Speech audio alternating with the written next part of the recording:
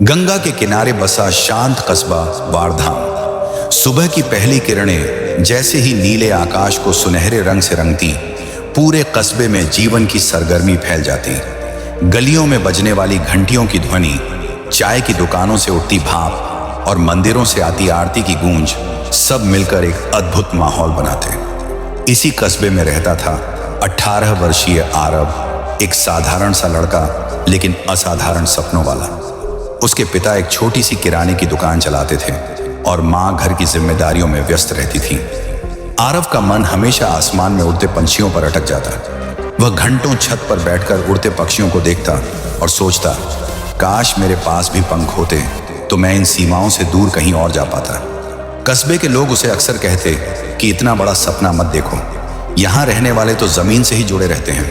मगर आरव के भीतर एक ऐसी बेचैनी थी जो रुकने का नाम नहीं लेती थी। उसका सबसे बड़ा सपना था संगीत। वह हर ध्वनि में ताल और हर लहर में सुर खोज लेता, लेकिन घर की आर्थिक स्थिति कमजोर थी। पिता ने कई बार समझाया, बेटा यह सब शौक बड़े घरों के लड़कों को सूट करता है, हमारे लिए दुकान ही सब कुछ है। आरव चुप हो जाता, मगर उसके दिल में सुरों की लौ और भी तेज जलने लगती। एक दिन कस्बे में खबर फैली कि पास के बड़े शहर में युवा संगीत महोत्सव होने वाला है, जहां देश भर से प्रतिभाशाली गायक वादक आएंगे। विजेता को न सिर्फ पुरस्कार राशि मिलेगी, बल्कि संगीत सीखने के लिए छात्रवृत्ति भी मिलेगी। आरव के कानों में यह खबर पिघले सोने की तरह गूंजी। उसे लगा यही मौका है, लेकिन समस्या थी, शहर तक पहुंचना और वहां रुकना उसके लिए लगभग असंभव था। उसने अपने पिता से अनुमति मांगी। पिता ने साफ मना कर दिया, आरव दुकान छोड़कर तू वहां जाएगा तो घर का काम कौन देखेगा, ऊपर से पैसे कहां से आएंगे। आरव ने बहुत समझाया, मगर पिता ने कहा, सपने अच्छे हैं पर जिम्मेदारी पहले। मां ने बीच बचाव की कोशिश की, लेकिन पिता का फैसला अटल था। रात भर आरव करवटें बदलता रहा। आसमान की ओर देखते हुए उसने सोचा, क्या मेरे सपने सिर्फ सपने ही रह जाएंगे। तभी उसकी नजर छत पर बैठे एक छोटे से पंछी पर पड़ी। पंछी अंधेरे में भी अपनी चहचहाहट से आसमान को भर रहा था। आरव के मन में ख्याल आया, अगर ये नन्हा पंछी बिना डर के उड़ सकता है तो मैं क्यों नहीं। सुबह होते होते उसने निर्णय ले लिया। उसने अपनी बचत के कुछ पैसे लिए, माँ को हल्की सी आहट दी और बोला, आशीर्वाद दो, मैं कुछ बड़ा करने जा रहा हूं। माँ ने उसकी आंखों में चमक देखी और बिना कुछ कहे उसका माथा चूम लिया। शहर का सफर आसान नहीं था। उसे बसों में लंबा सफर करना पड़ा, कई जगह पैदल चलना पड़ा।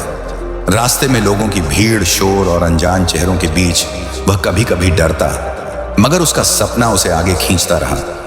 जब वह शहर पहुंचा तो उसकी आंखें चौंधिया गईं। ऊंची इमारतें, तेज रोशनी और चारों तरफ भागती दुनिया। प्रतियोगिता का स्थल विशाल ऑडिटोरियम था। बाहर से ही मधुर सुरों की गूंज सुनाई दे रही थी। आरव का दिल तेज धड़कने लगा। उसने रजिस्ट्रेशन करवाया, जहां बड़े बड़े शहरों के प्रतिभागी अपने महंगे वाद्य यंत्रों और स्टाइलिश कपड़ों में तैयार खड़े थे।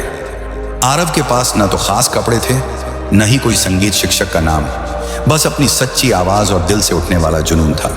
प्रतियोगिता शुरू हुई। आरव की बारी आते आते शाम होने लगी। उसने गहरी सांस ली और मंच पर कदम रखा। हॉल में सन्नाटा छा गया। उसने आंखें बंद की और गाना शुरू किया। उसकी आवाज में कस्बे की मिट्टी की खुशबू थी, नदी की लहरों की लय थी और दिल का दर्द भी। शुरुआत में कुछ लोग बस औपचारिक ताली बजा रहे थे, पर जैसे जैसे उसकी आवाज ऊंचाई पकड़ती गई, पूरा ऑडिटोरियम मंत्रमुग्ध हो गया। गीत खत्म होते होते हॉल तालियों से गूंज उठा। जजों की आंखों में भी चमक थी। एक जज ने कहा, तुम्हारी आवाज में सच्चाई है जो किसी प्रशिक्षण से नहीं आती, यह दिल से आती है। आरव ने उस पल महसूस किया कि उसका सपना सिर्फ उसका नहीं रहा, बल्कि हर उस इंसान का हो गया जो अपनी सीमाओं को तोड़ना चाहता है। प्रतियोगिता का परिणाम आया और आरव को प्रथम स्थान मिला। उसे न केवल छात्रवृत्ति मिली, बल्कि प्रसिद्ध संगीत गुरु के साथ सीखने का मौका भी। शहर में प्रशिक्षण और संघर्ष। आरव ने शहर के संगीत विद्यालय में दाखिला लिया। यहाँ हर कोने में प्रतिभाशाली युवा मौजूद थे। आरव को शुरुआत में डर और संदेह ने घेर लिया, लेकिन उसकी जिज्ञासा और जुनून ने उसे पीछे नहीं हटने दिया। शिक्षक ने उसकी आवाज को गौर से सुना और मुस्कुराते हुए कहा, तुम्हारे भीतर कच्चा सोना है, लेकिन इसे तराशना पड़ेगा। धैर्य और अभ्यास ही तुम्हें महान बनाएंगे। आरव ने दिन रात अभ्यास किया। नोट्स की समझ, ताल की पकड़ और स्वर की असमानता जैसी परेशानियां आईं, लेकिन वह कभी हार नहीं माना। धीरे धीरे उसका स्वर निखरने लगा और अन्य छात्रों ने उसे अपनाया। एक दिन उसके शिक्षक ने उसे शहर के बड़े संगीत कार्यक्रम में भाग लेने के लिए आमंत्रित किया। उसने पूरी मेहनत और तैयारी के साथ मंच पर प्रस्तुति दी। उसके सुर, ताल और भावनाएं सबको मंत्रमुग्ध कर गईं। कार्यक्रम के बाद कई संगीतकारों ने उसकी प्रशंसा की और अपने गुरुकुल में प्रशिक्षण के लिए आमंत्रित किया। आरव ने महसूस किया कि जीवन में कठिनाइयां और संघर्ष ही उसे उस मुकाम तक ले आए हैं जहां वह अब खड़ा है। उसने यह भी जाना कि केवल प्रतिभा ही काफी नहीं, मानसिक और भावनात्मक संतुलन भी जरूरी है।